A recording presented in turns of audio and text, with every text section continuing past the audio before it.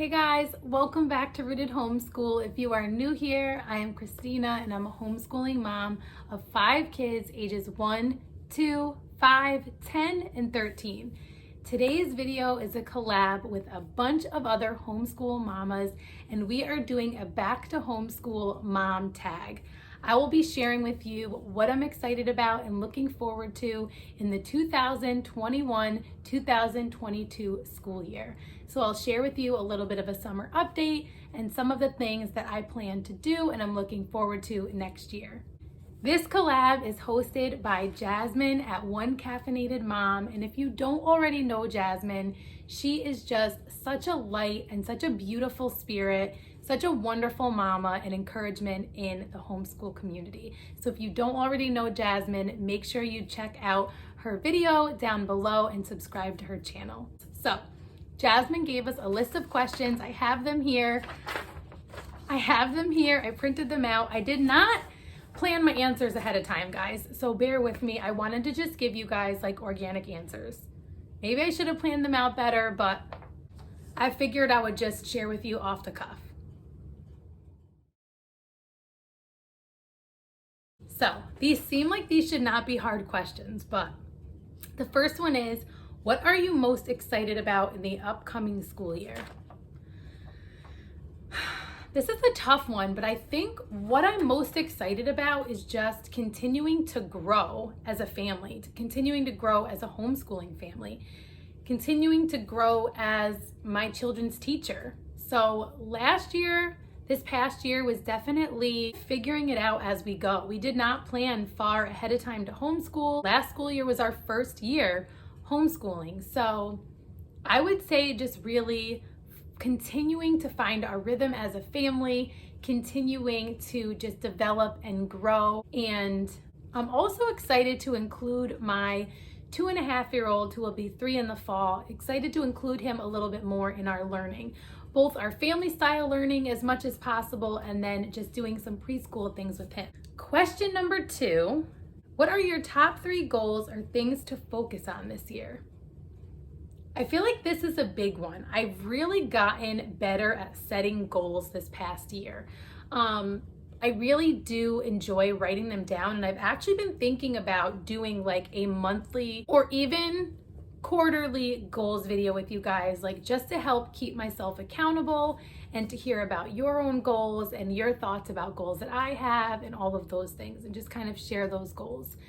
I haven't gotten there yet, but I can tell you that one of my goals for next school year is just to continue to enjoy learning. My oldest is going into 9th grade, and so if I be honest, it does make me a little bit nervous.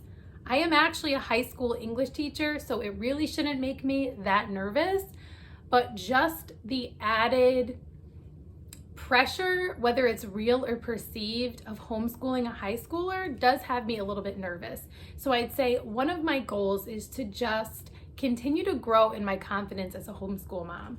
I don't want to be intimidated by things like credits and all of those things. And I will be having a video coming out for you guys in the next few weeks, hopefully, sharing with you homeschooling in New York. So homeschooling laws are different in every state, and so New York is kind of a more strict state when it comes to homeschooling. So I won't get into that because, like I said, I'll mention more of those things in another video. But I will just say that one of my goals is just to continue to grow in my confidence. And I know that I would be remiss to not share that confidence comes from my trust in Jesus. So I can't do it on my own. And I think it's healthy to acknowledge that and accept it and lean on God for him to fill in the gaps. So I guess, I don't know if that's one goal or two separate goals, but I feel like you can't separate the two. So for me to continue to grow in my confidence as a homeschool mom, but then also continue to trust in the Lord for where I feel like I'm falling short or where I feel like I'm not sure what the next step is. A lot of these things, especially the high school homeschooling, I'm taking a step of faith on. I don't have it all figured out, like how you actually create the transcript. I don't have it all figured out at all. I feel like I know enough to take the next steps And I definitely don't think there is anything wrong with researching and planning and being sure and all of those things. But when I started to feel the desire to really go too far ahead, I did genuinely feel like the gentle leading of the Holy Spirit to just trust, to just find out enough for the next step, to be able to know and trust that like He'll show me the next step when we get there. So I trust that God called us to this homeschool life. However unconventionally we came to it, then I also have to believe that He will walk us through every step of the way when we get there. So that's one or two of the goals, I guess. Another goal that I have is just continuing to prioritize our time and maximize our time. And by maximize our time, I do not mean take the amount of time that we have and fill it with as many things as possible. Quite the opposite. So I want to continue to find the balance. I want to find the balance in giving my kids as much exposure to different subjects and different aspects of learning as possible without just piling on more and more things to do. So just continuing to find the balance with our time, how much we spend on each subject. I get really excited and want to try all of the things. Like I'm just an excited person. That's just the way I am. I get really pumped. I'll like call my husband up and be like, guess what? And he's like, this is about homeschooling, isn't it? And I'm like, yeah. And he's great. But I also know that we can't do all of the things. So just because there was a free resource downloaded and it looks really beautiful and fun doesn't mean I have to try to fit it in. So just continuing to find the balance with our time and the things that we choose to do and the things that we choose to prioritize. So I would say finding balance. So my son is going to have a little bit more of an in-depth curriculum this year. My 9th grader, he's doing the Good and the Beautiful High School One Language Arts. It is a more in-depth language arts curriculum than what he had been doing this past year. So I know that will take a bit more time. And my 5th grader will be starting a new math curriculum, and I know that will take a bit more time. And my 1st grader will be in 1st grade as opposed to kindergarten, and so I know that I am going to want to take a little bit more time with her on some of her learning as well, because I was super flexible with her for kindergarten. And I think that's part of the balance that I want to have is remaining flexible, remaining free, but also making sure that I'm covering the things that I need to cover and making sure that they still continue to have their free time, because they have utilized their free time in so many beautiful ways, finding hobbies that they absolutely love, finding their passions, coming up with their own handcrafts that like is something that I've wanted to get into with them and just never got around to this year, and then they just naturally did it on their own. It was such a magical moment. The other day, we were out on our back porch and we were doing a read aloud, and I just had one of those moments where I was like, yes, like I feel like I've had so many of those moments this year, and there's also been frustrating or discouraging moments this year, but my son was like carving a rock and my son was like sanding wood, and those are things that they just came up with on their own and brought to our read aloud time. And I was just like, this is it. Like, this is really what I want.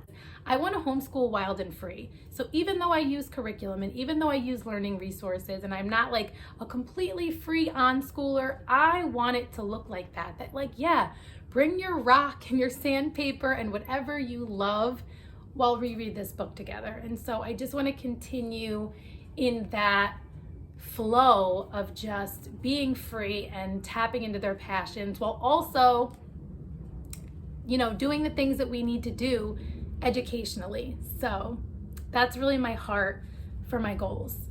I might have said 3 already, but 1 and 2 I think I kind of put together as one. So I will say my 3rd one is just continue this adventure that we've started this summer. One of my goals for this summer was to adventure more with my kids.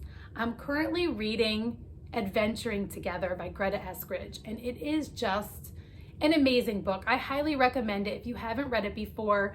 I have it linked in my Amazon under Mom Books, and it's just really an inspiration in being more adventurous with my kids. And I feel like the school year can sometimes get so busy that it doesn't remain high on the priority list like it does during the summertime. So I would say that's my third goal, is to still continue in adventure together over the course of the school year, whether it looks like field trips or just going to the park or taking weekend camping trips or road trips and different things like that. So I think that's 3.